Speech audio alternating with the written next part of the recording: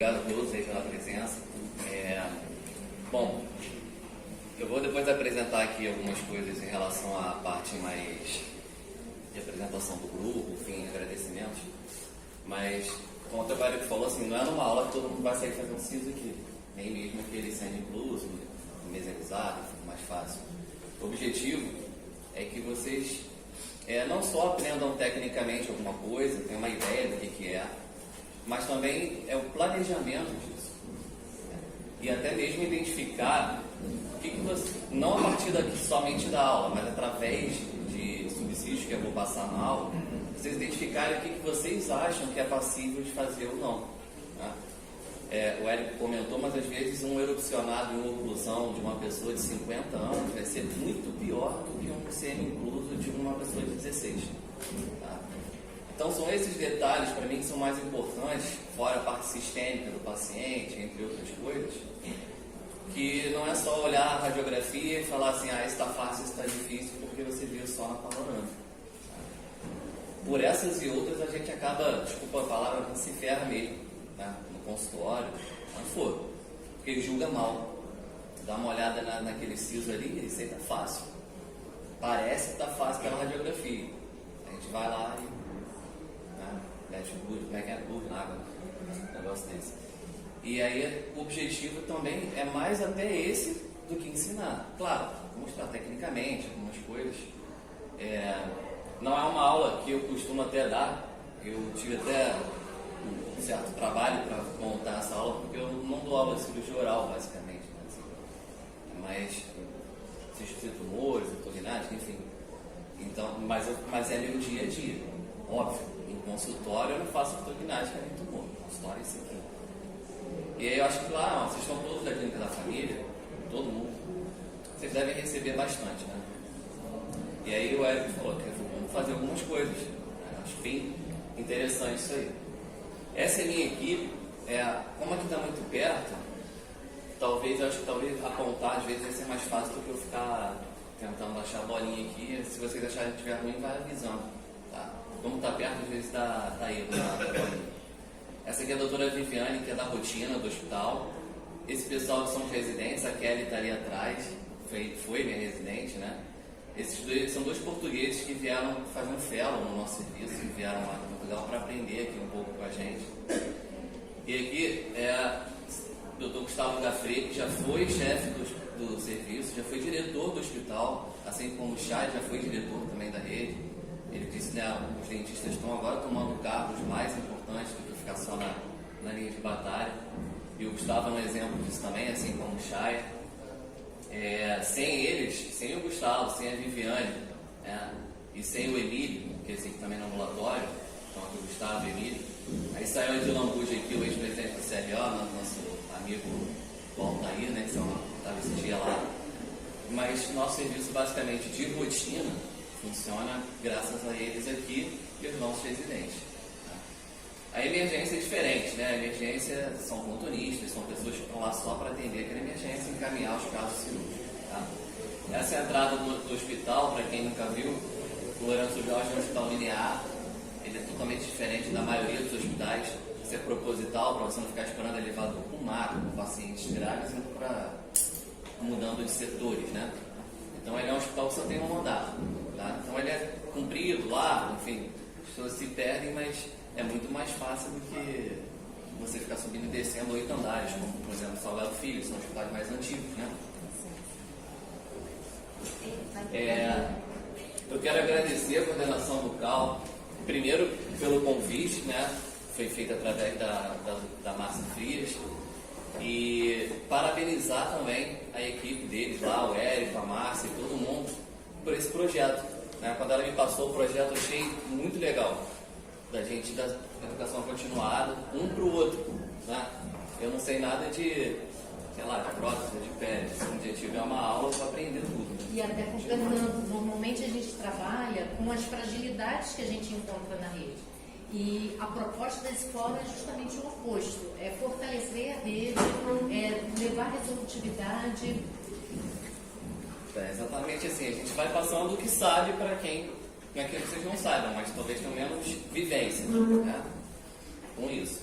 Então, assim, foi quem tem contato direto, né? O Érico, a Márcia e o Chay, que está ajudando eles, apesar de estar na CAP 2.2, ele também ajuda muito nessa questão da educação continuada, enfim, da coordenação virtual. Bom, a primeira pergunta que eu deixo assim é que muita gente faz às vezes: qual é a diferença de dente incluso, impactado e, enfim, inúmeras nomenclaturas? Na verdade, assim, isso não é o que importa muito, mas para quem quer saber, qualquer dente que não erupcionou, ele é incluso, tá? Então qualquer dente que não erupcionou é incluso, ponto. Impactado vai depender se tem alguma coisa que está proibindo ali a erupção dele. Ou seja, se ele estivesse aqui na vertical, não teria nada impactando ele. Ele só não erupcionou porque não tem força de erupção. Basicamente isso. Aí, vocês vão ver na literatura, dente não erupcionado, dente semi-erupcionado. Assim, não importa. É só saber identificar o que é um dente impactado ou não. Esse é um dente impactado. Porque ele não erupcionou, não é porque ele não tem espaço, não é porque não tem força. É porque ele está impactado pelo segundo molar. O segundo molar está impactando ele. O que poderia impactar também um dente de erupcionar? Tumores, por exemplo. A gente vai ver uma radiografia que vai mostrar isso. Tá? Então essa é a primeira questão a ser resolvida. A segunda é aquilo que eu falei para vocês, além da técnica. A gente tem que ter planejamento para operar. Aliás, para tudo na vida, né? Mas na odontologia vocês não planejam uma prótese? Ninguém sai, molda de uma vez só, manda para o laboratório, vem o dente e embora, né? Você tem um planejamento. Você faz uma análise facial, tamanho de dente, cor de dente, tem um monte de coisa para ver lá. Na cirurgia é igualmente. Tá? A gente tem um planejamento também. Uma coisa que eu tenho que enfatizar no planejamento é que começa com uma equipe. Não se opera sozinho. Vocês têm lá provavelmente THD, ASB, tem? Ou você vai operar com um colega dentista, ou você vai operar com um auxiliar de consultório, não técnico, enfim, não importa quem seja. O que importa é que você jamais pode fazer uma cirurgia de siso, terceiro molares, dente impactado, sozinho. Não tem como. Você tem que fazer osteotomia, irrigar, pode ter irrigação da caneta, ok, mas aspirar, afastar, tudo ao mesmo tempo. Não dá. Quem tenta fazer isso sozinho, vai se enrolar. Tá? Como eu já vi em inúmeros casos, no Lourenço, por incrível que pareça, quase todo mês chega uma fratura de mandíbula porque tentaram tirar o siso. Eu tenho certeza que foi eu, não foi acidente. A gente vê pela história, de uma forma geral. Tá? E isso, assim, poderia ser evitado se tivesse um planejamento e a pessoa tendo autocrítica, pensando, dá para fazer, não dá para fazer, será que eu consigo fazer isso sem dar problema? Tem gente para ajudar ou vai fazer sozinho de qualquer jeito? Então a gente começa por aí. Então o planejamento cirúrgico, ele começa na avaliação do risco. O que era? Você vê, aquele dente é passível de fazer, está fácil fazer, aquele dente na basilar que tem que fazer em hospital, por exemplo, tá? A gente vai determinar se dá para fazer. Não é só na clínica da família, mas até mesmo dentro do hospital a gente tem que decidir, dá para fazer no ambulatório do hospital ou tem que ser um cirúrgico? Porque vai fraturar, está muito difícil de fazer, são muitos dentes. Então essa é a primeira avaliação do risco técnico. O segundo é a avaliação do risco clínico. Se o paciente tem comorbidade, por exemplo, tá? Ou uso de medicamentos que impeçam que aquele paciente seja submetido a uma cirurgia a nível ambulatorial. Tá? Aí a gente vai determinar se precisa de exames pré-operatórios ou não. Claro que de imagem, sim. Né? Aqui eu estou falando de exames pré-operatórios de laboratório. Exame de sangue, por exemplo. Não são todos, óbvio. Né? Medicações pré-operatórias. A gente também vai decidir lá atrás, no início, antes, na primeira consulta, se precisa ou não fazer. Corticoide, faz, antibiótico, precisa, não precisa. A gente vai sedar, não vai sedar. Tá? Aí vai de acordo com cada caso e com cada pessoa, também cada profissional ter a segurança de fazer, né, a sedação ou não, né, e o conhecimento de fazer também as medicações necessárias. E aí vem o planejamento operatório em si. Eu vou fazer um retalho desse jeito, vou fazer ostectomia, vou fazer odontosecção só. Aí, enfim, vai depender do caso. Tá? Tá. Obrigado. Então a gente já começa em equipe, planejamento. né? Eu acho que todos vocês lá têm essa possibilidade de fazer isso, né? Sempre tem uma consulta de primeiro atendimento. Ou se vocês chegam lá para fazer de uma vez, eu acredito que não, né? Pode ter uma urgência, mas acho que em geral é regulado, certo? Sigéria. Então a primeira consulta, quando chegou lá, a primeira vez um paciente exclusivamente para remoção de terceiros molares, com dente incluso, a primeira coisa é a anamnese, né? Até essa frase aqui, que um médico escreveu alguns livros aí, enfim, não importa a importância dele também. Ouça bem se o paciente ele está dando o diagnóstico. Escuta o que o paciente está falando, deixa ele falar. Ele vai dizer tudo assim, por que ele está lá para tirar aquele siso, se foi o orto que mandou, se foi está doendo, enfim. Tá? A anamnese vai te dizer as comorbidades que ele tem, medicamentos que ele toma, que muitas vezes é omitido, né? Omitido propositalmente, ou porque eles também tem muito paciente que é hipertenso, toma um remédio, aí controla a pressão, ele acha que ele não tem mais pressão alta. Essa é a coisa mais comum, né, de todas. E aí a gente vai fazer o exame físico, olhar a boca do paciente, a gente vai ver se tem lesões associadas, né? Extraoral, claro que intraoral só através de exame de imagem. Se necessário, parecer. Eu hoje, basicamente, não peço para nada, porque a maioria dos pareceres vem pior do que não tivesse pedido. Mas, se vocês se sentirem inseguros com alguma coisa, peça, porque aí você tem um papel. Tá? Suspendo ou não suspendo determinado medicamento. Está inseguro? Ou o medicamento você não sabe se pode, ou ele precisa ser manejado de forma diferente, pede o parecer e ver como vai fazer. Eu pedi um recentemente agora, mas também é uma coisa diferente, uma distrofia muscular, neuromuscular. Na verdade eu ia fazer 100, mas ela falou que ia no neuro já e que queria, aí eu pedi. Tá? Mas já tinha tudo na anamnese dela que eu precisava. Então é o que eu falo, na anamnese a gente consegue resolver 90% das coisas sem pedir parecer. E os exames complementares, se o médico pedir já vier com uma glicose, por exemplo, tem paciente que já vai pra gente já com glicose pedido pelo médico, para mostrar, meu último exame tá bom. Tá? Aí você não precisa pedir, e nem fazer o hemoglucoteste na hora. Mas alguns pacientes a gente precisa. Tá? E aí dentro dessas doenças, quais são as mais comuns antes desse planejamento técnico? Hipertensão arterial sistêmica e diabetes mellitus é disparado. Tá? Quem é que nunca pegou paciente com essas duas condições? Tá?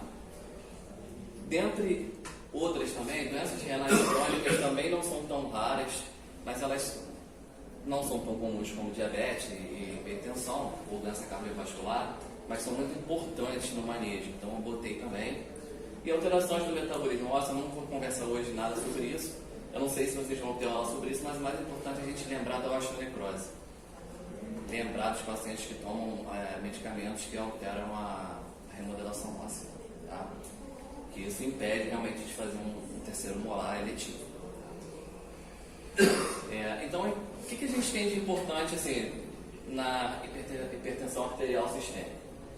Primeira consulta você tem que aferir a viária. Posso tirar uma dúvida?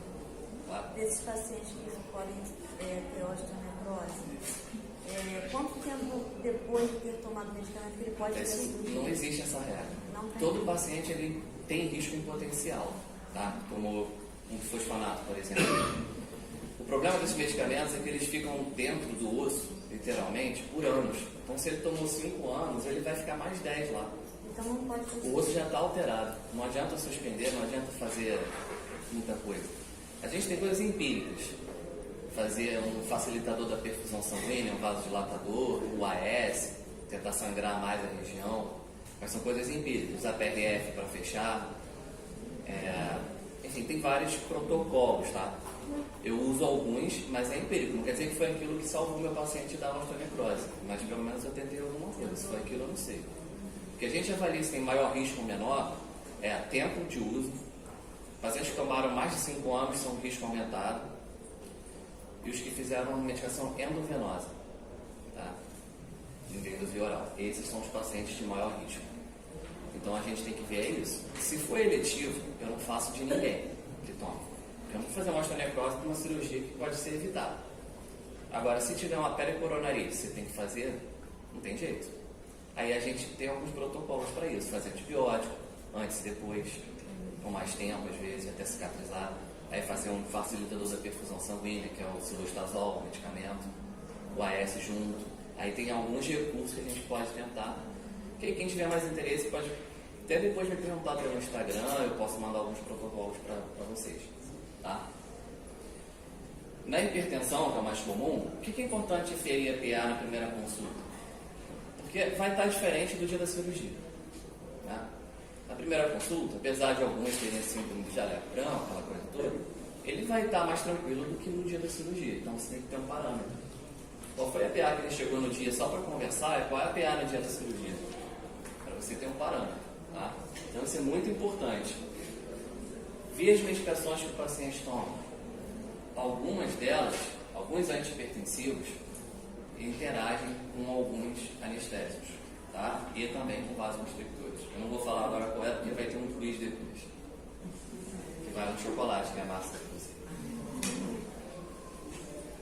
O horário de atendimento é importante, por quê? Por que a gente atende o paciente pela manhã, o paciente hipertenso? Se você deixar ele esperando o dia todo para operar, quanto mais tempo ele ficando nervoso, mais a chance dele ter hipertenso na hora da cirurgia. Né? É claro, assim, tem um horário aí, que é dito horário do infarto, né, que é tipo 7, 8 da manhã, que ninguém também opera essa hora, né? Vai sempre depois das 9 e 10. Então o horário ideal, assim, acordou, toma café, vai fazer a cirurgia. Esse é o horário ideal. Dá para fazer em todos assim? Não, não dá. Tem gente que vocês trabalham aí à tarde, não tem que fazer à tarde. Não tem jeito, tem que fazer. Então, se tiver que fazer uma extração múltipla, enfim, aí a gente entra naquelas aquelas características tradicionais de quem é hipertenso. Né? Você tem o limite da pressão para poder operar. Você tem o normal e tem um limite, que é de 160 por 100, variando da literatura, algumas 150 por 90. Eu acho bem tranquilo 160 até 99 que eles botam lá, tá? 99, 100. Isso num analógico você não vai conseguir diferenciar. Eu não botei essas fotos à toa. Eu acho melhor usar o analógico. Tá? A margem de erro do digital, ela já tem no próprio aparelho uma margem de erro.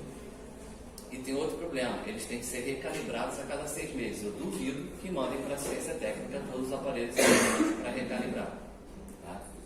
Então a gente tem esse problema no digital. Preferência sempre pelo uso do tradicional, estetoscópio, esfigmomanômetro tradicional. Tá? Quem não conseguir, não tiver dificuldade, não souber fazer, eu sugiro que aprenda, mas pode usar o eletrônico, né? o digital. Mas tenha certeza se é uma boa marca, se está calibrado. Tá? Senão vai acabar atrapalhando. E obviamente, né, dentro dessa margem aqui, não está livre também de tudo. A gente vai operar até essa margem, mas limitando o uso de adrenalina. Tá? Noradrenalina, nem pensar. O paciente hipertenso, nem pensar. Não era para usar, não era nem para existir isso sem anestesia. Tá? Mas, já que existe, e eu sei que tem na rede, lidocaína com nor, nunca usem um paciente hipertenso. É sempre com adrenalina, mas limitando o quê? 2 tubestes se o anestésico for para 100 mil, 4 tubestes se for para 200 mil. Quem tem articaína para 200 mil na unidade, é a melhor solução de todas. Você tem 4 tubestes para fazer as situações. Tá? Mas você pode usar prilocaína também com segurança, mais anestésica, porque ela vem com felipressina aqui no Brasil. Né? Então a gente tem essas... Pode complementar, se ele usou 2 lidocaínas com adrenalina e ele está com dor, não pode fazer mais, pega uma prilocaína e faz. Com felipressina e complementa. Tá? A desvantagem. 2 para 100 ou 4 de 1 para 200 mil com adrenalina. E aí você pode complementar com MEP sem vaso, com felipressina. Só que, lembrando assim, a desvantagem é o tempo de ação deles e também não faz vasoconstricção no retalho. Então, se você já usou no retalho, beleza, já está com hemostasia, sem problema. É só complementar. A diabetes não é uma coisa tão problemática como a maioria das pessoas pensa. Tá? Se você tem um exame de HGD até 250 de glicose, você pode fazer tranquilamente uma cirurgia. Tá? É claro que a maioria dos pacientes de siso não encaixam muito aqui, mas tem pacientes idosos com pericoronarite um dia que vai aparecer, ou então extrações múltiplas. Tem que lembrar, na diabetes, o problema da diabetes não é a hiperglicemia. Ninguém morre por hiperglicemia. A hiperglicemia é um problema crônico. Vai perder um dedo, vai morrer um dia, mas não ali. O problema é a hipoglicemia. Né? Então, a gente dá também a preferência do horário de atendimento pela manhã e mandar o paciente se alimentar. Nunca estar em jejum.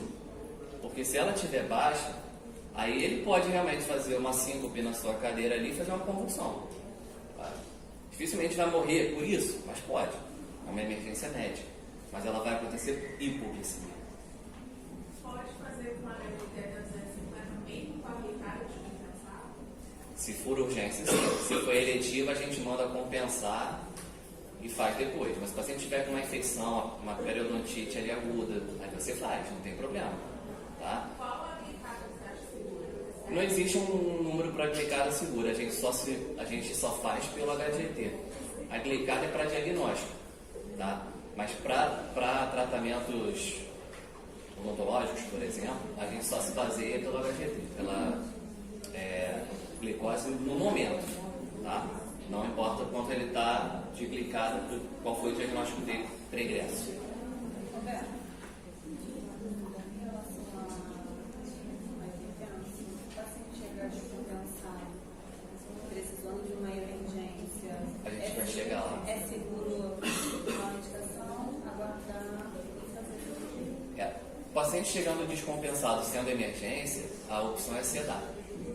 Seda o paciente, faz a emergência dentro de uma unidade que tenha atendimento médico. É a recomendação. Tá? Se tiver descompensado e foi eletiva, aí você vai mandar compensar e vai voltar outra hora. Né? Mas emergência é o quê? Um abscesso, uma infecção. Ou uma dor também alucinante que não dê para aguentar mais. Aí você vai sedar o paciente, tem que sedar. Pode fazer um antipertensivo, mas é ideal que chame um clínico da unidade, fazer um antipertensivo. Aí vê se ele regularizou. Naquele momento está ok, faz com o mínimo de anestésico possível, resolve o problema e manda ele só para casa depois que tiver compensado ali, fique em observação. Idealmente, pelo menos umas 6 a 12 horas de observação pós-procedimento, para que você não vá fazer outros picos de descompensação, senão ele fica internado. Tá? Aí eu não sei se qual a unidade de vocês tem clínico da clínica médica para trabalhar com a multidisciplinaridade ali, né? Que eu já falo até isso já. Tá? O problema do paciente estar com a glicose alta, tá? Não é emergencial. O problema é de infecções e problema de cicatrização pós-operatória.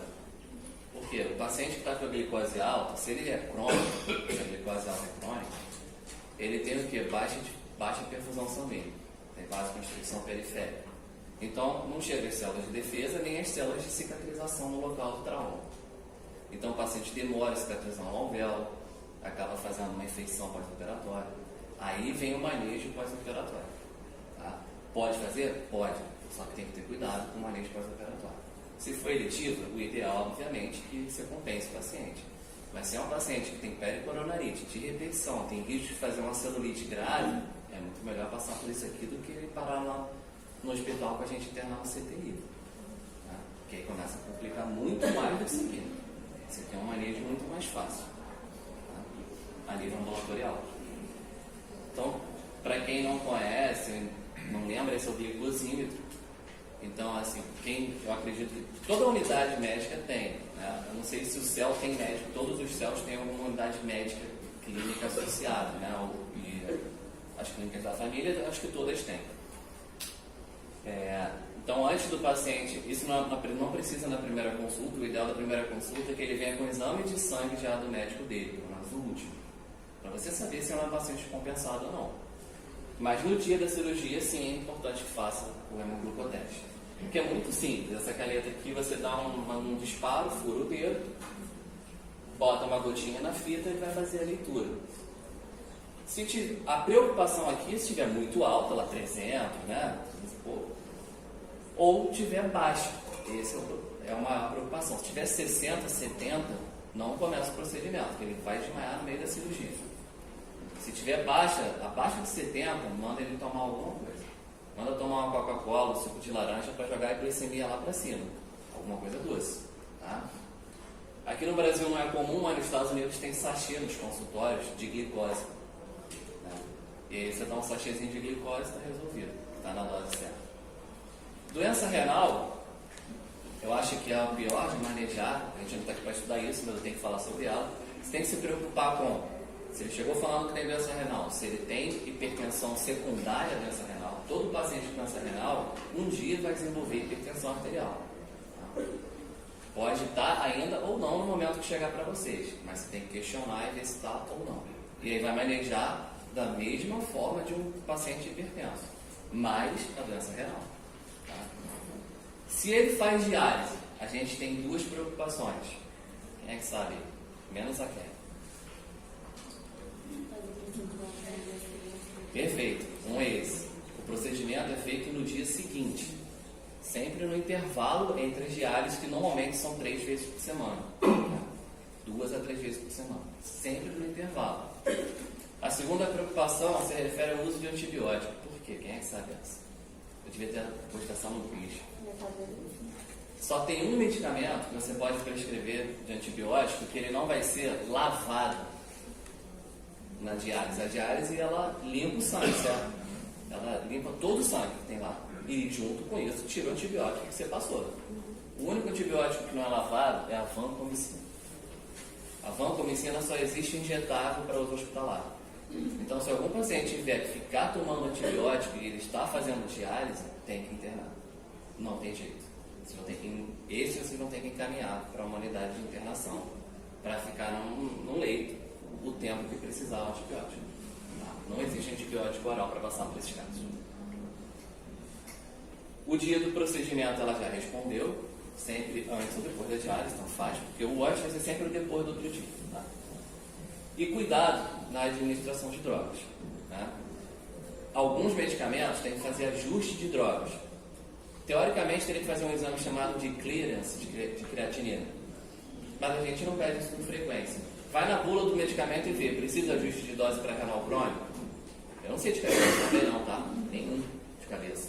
Eu sei que assim, os tradicionais que a gente costuma usar, de antibiótico, analgésico, não precisam, mas alguns de repente vão fugir do padrão. Dá uma olhada na bula, se precisa ajuste. A outra é uma coisa mais certa, né?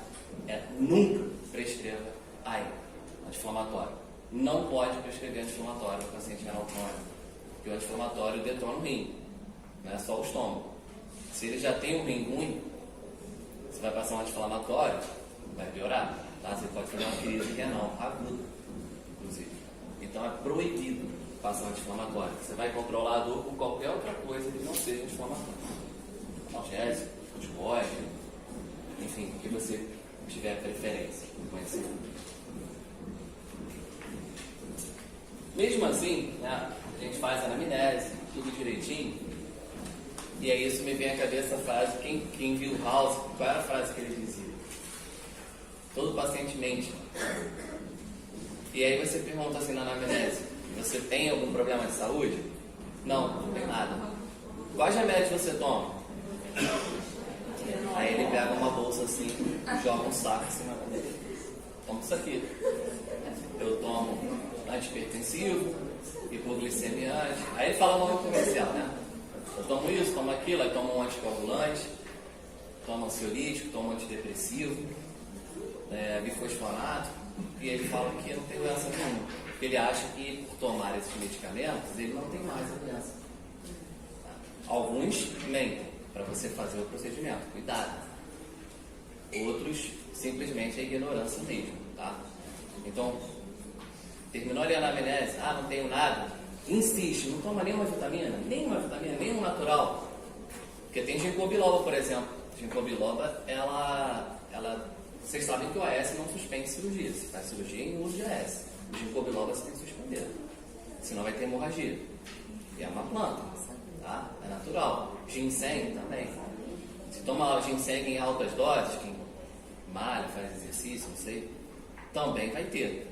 Então tem que suspender. Ginkgo biloba, ginseng, né? E tem outros assim, não me lembro agora de cabeça, mas tem que ter cuidado com fitoterápicos para ver se eles não são anticoagulantes. Tá? Alguém alguma coisa contra sobre gravação? Porque a gente está gravando a aula e eu estou gravando só para postar, tudo bem? Pode mandar.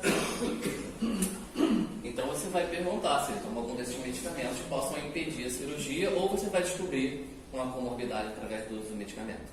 O mais comum disso aqui é descobrir diabetes e hipertensão pelo medicamento. Tá? E aí, muitos usam antidepressivos que não tem nenhum problema em relação à cirurgia. Ansiolíticos, a gente vai ter uma relação assim de você, se fizer um ansiolítico no dia da cirurgia, ele já é resistente pelos receptores, já está sensibilizado, tem que aumentar a dose e aí por diante. Tá? Então, todo cuidado é pouco na anamnese. E aí, o mais problemático de todos, obviamente, né, hoje em dia, para mim, são os bifosfonatos. Né? Porque anticoagulantes, a maioria usa antiagregante plaquetário, que não dá problema nenhum. Poucos usam anticoagulantes mesmo, né, que tem que suspender. E aí, os bifosfonatos agora, como vieram uma moda nos últimos 20 anos, está tudo aparecendo agora. Uma leva grande. E aí, com isso em mente, vocês têm um risco, uma avaliação de risco clínico do paciente, que a gente classifica em ASA. Tá? Essa classificação é uma classificação da Sociedade de Anestesia Americana que vale no mundo inteiro. Então, o paciente ASA 1 é que ele não tem nenhuma doença. Paciente isco, jovem, isco, não usa álcool, não fuma, tá? E o ASA 2, distúrbios leves e moderados. É esse hipertenso compensado, diabético compensado, que a gente vai tratar tranquilamente. Chegou no ASA 3, já não é mais com vocês. São pacientes com doença grave ou doença que é moderada descompensada, né? Hipertensão, mas não toma remédio direito. Tá?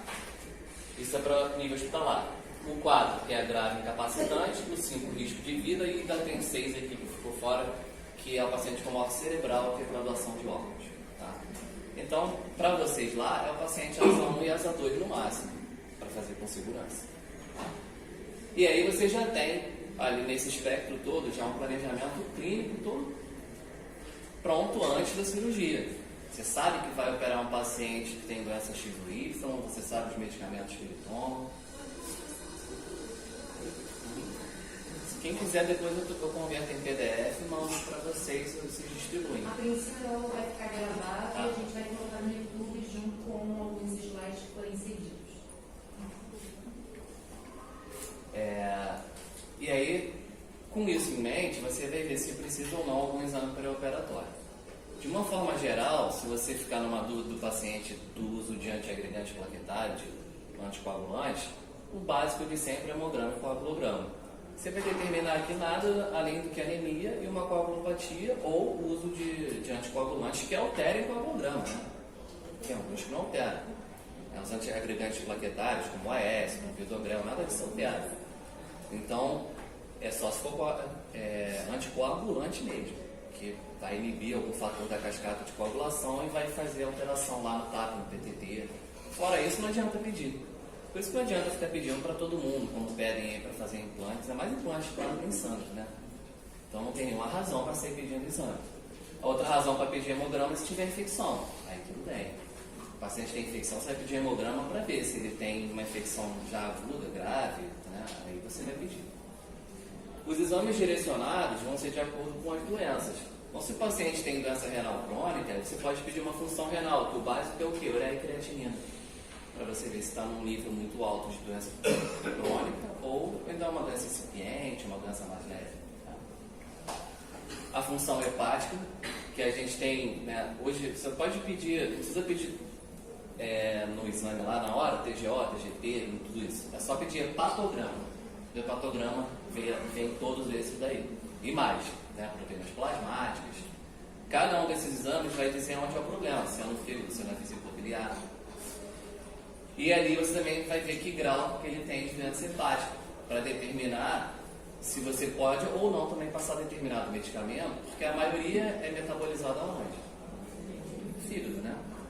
Poucos têm metabolização plasmática, tirando essa sobrecarga do fígado, como a articaína, por exemplo, um anestésico que tem metabolismo de eliminação também no plasma.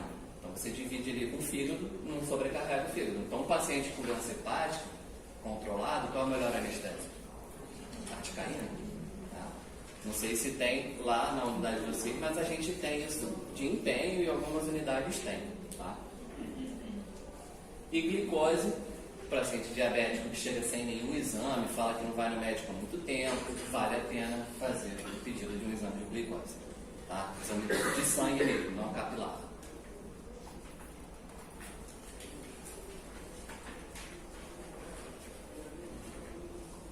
Bom, aí a segunda parte do planejamento, a gente já sabe a história clínica do paciente, a gente vai determinar se a gente vai usar medicação pré-operatória ou não. Tá? Você pode usar ansiolítico, que é muito bem indicado nos pacientes que são ansiosos, né, extremamente estressados, e nos pacientes que têm comorbidades que elevem a pressão arterial. O paciente hipertenso, é muito bom fazer um ansiolítico para que ele não descompense pelo estresse da cirurgia. Para quem não sabe, 2 tubetes lá de lidocaína com adrenalina ou pracinil libera muito menos adrenalina sistêmica do que o estresse. Um estresse grande mesmo, pré-operatório, vai liberar 30 vezes mais adrenalina do que tem nos tubetes. Então é muito pior, muito mais perigoso você operar um paciente chorando, se debatendo lá, do que você fazer mais tubetes do que é recomendado, por exemplo. Tá? Só que a gente tem outros artifícios, né? Fazer ansiolíticos. E aí cada um vai saber, quem está mais acostumado, tem números. Tá? Esse aqui eu botei 3 exemplos. O clonazepam e o diazepam são ansiolíticos só, né? Mesmo. Eles só baixam ali, ficam mais calmos, mas não bota ninguém para dormir. Alguns dormem, mas não é o objetivo. Já o midazolam é para dormir. Ele é um benzodiazepínico, ele é um ansiolítico, mas ele é usado para hipnose. O que é hipnose? Indução ao sono. Tá? Então, se quem quiser botar o paciente para dormir mesmo, aí melhor é midazolam. Ou o flunitrazepam também faz isso, que é o roipinol. Mas é muito pouco usado. O midazolam é mais usado porque ele dá amnésia, que é uma coisa interessante. O paciente sai sem o trauma do procedimento. Antibiótico. Eu não fiquei enchendo a aula de artigo porque nem daria tempo, também não interessa, né? Hoje a gente já sabe que não existe fazer antibiótico profilaxia para pacientes que não têm o risco de fazer endocardite bacteriana. Tá? Via de regra, não tem. O que você pode até fazer são pacientes de risco de infecção local. É a terapia antibiótica para pacientes que fazem pericoronarite, por exemplo. Então, pericoronarite de repetição, se você vir que a cirurgia demorou um pouco, fez muita osteotomia, obsessão, demorou, está com risco de infectar ali, o paciente tem má higiene, aí você não adianta fazer só aquela dose de 2 gramas de clavulina, de amoxicilina uma hora antes não, tá? Tem que fazer um protocolo. Você vai fazer 3 dias e acompanhar o paciente. Passou do 3º dia, está tudo bem, suspende o antibiótico e vida que segue. Mas o mais importante é a higiene e a clorexidina local. Tá? Isso é muito mais importante do que ficar usando antibiótico.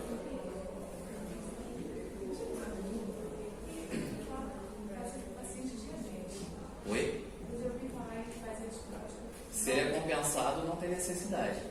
Tá? Se ele for descompensado, você atende ele de emergência. Se tiver risco de infecção, você vai fazer também, como eu falei. Você faz 3 dias e reavalia o paciente se tem necessidade de continuar ou não. Por que 3 dias? É o risco de infecção. É muito raro você ter infecções após 72 horas. Tá? Mas tem que acompanhar. Está fazendo antibiótico, você tem que ver o paciente a cada 48 horas também, via de regra. Está evoluindo bem? Suspende o antibiótico, mantenha boa higiene, ensina a lavar com seringa para poder irrigar o alvéolo. Isso é mais importante do que ficar passando antibiótico. Tá? O antibiótico ele não acaba com uma infecção, ele diminui a população bacteriana. Mas se o paciente vier imunossuprimido, não adianta. Você tem que tirar o fator local. Tá? Você pode fazer amoxicilina pura ou com clavulanato, embora já tenha muita resistência de amoxicilina pura para a região de terceiro molar inferior, por causa dos bacilos gram-negativos. Tá? E a clindamicina, que pode ser por causa do paciente é alérgico à penicilina, ou pode ser até de primeira escolha, porque ela ainda ela tem menos resistência do que as penicilinas para a região de terceiro molar inferior, principalmente. Tá? Então, em alguns casos mais graves lá, que interno, a gente faz clindamicina direto. Nem entra com penicilina, porque já sabe da resistência. Tá? Corticoide também é uma outra coisa que é opcional, né? Quem quiser fazer 1 hora antes ou na manhã do procedimento, aí cada um segue o protocolo que quiser, faz a dexametasona ou betametasona. É o único que é potente, que pode ser que tenha algum efeito ali no edema pós-operatório. Isso também é uma outra coisa que não tem como comprovar. Se eu opero um paciente de um lado, sem corticoide, e ele não incha nada. Se eu opero do outro com corticoide, ele incha pra caramba. Tá? Tudo depende do momento, do paciente, do dia, da hora que foi feito, técnica cirúrgica. Então não dá para comprovar. Mas tem uns montes na literatura que justifiquem o uso. Então pode fazer uma dose, 8 mg, 10 mg 1 hora antes e só. Ela tem meia-vida longa, dura mais de 48 horas, então você vai ficar replicando dose de corticoide. Tá? É opcional. Quem quiser fazer, à vontade. Mal não faz. A literatura sempre fala 1 hora antes. Eu acho melhor fazer sempre de manhã. Você vai aproveitar o ciclo circadiano do cortisol. Só o pré. Só o pré. Paciente diabético pode tomar? Ó, dose única? O problema é o uso crônico, corticoide. Dose única não vai fazer mal nenhum. Reações adversas de dose única alta é mais agitação psicomotora, o paciente fica angustiado, ansioso e dor de estômago. Isso pode ter de uma dose só. O resto de todos os adversos do corticoide, uso agudo assim de uma dose, não. Só com uso crônico. Tá? Então não precisa ter medo do uso de corticoide.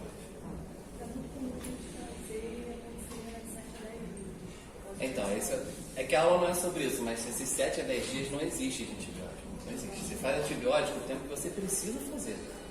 Se for só 2 dias, que seja 2 dias, 3.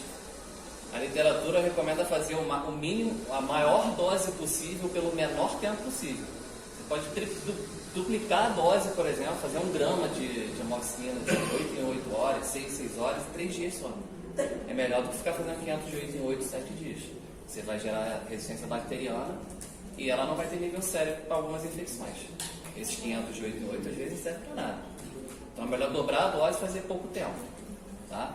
É o tempo necessário para o paciente debelar a infecção e para você resolver o problema da infecção. Só isso. Depois que resolver, não precisa de antibiótico. Tá?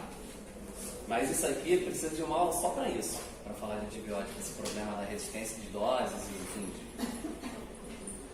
enfim. Bom, então ainda como considerações, a gente tem que saber indicar e contraindicar também. Né? A gente tem algumas contraindicações para fazer de sisos, ou de dentes inclusos, enfim. A gente sempre lembra do siso, mas a gente vai falar de canino também, né? O planejamento correto, a equipe multidisciplinar, a gente já envolveu aqui um técnico, a SP, já envolveu médicos, assistentes, se possível, exames complementares para quê? Você tem a segurança para fazer. Que aí, quando você cria esses protocolos e vai repetindo isso, você fica mais seguro de fazer. Quando vira rotina, aí fica tranquilo. Né? Eu não estou dizendo que vai fazer todos os sisos, como o Eric falou. Mas aqueles mais tranquilos de fazer, seguindo esses protocolos todos, toda a segurança que você tenha já clínica, a parte técnica depois vai ser um mero detalhe, que é treinamento. Tá?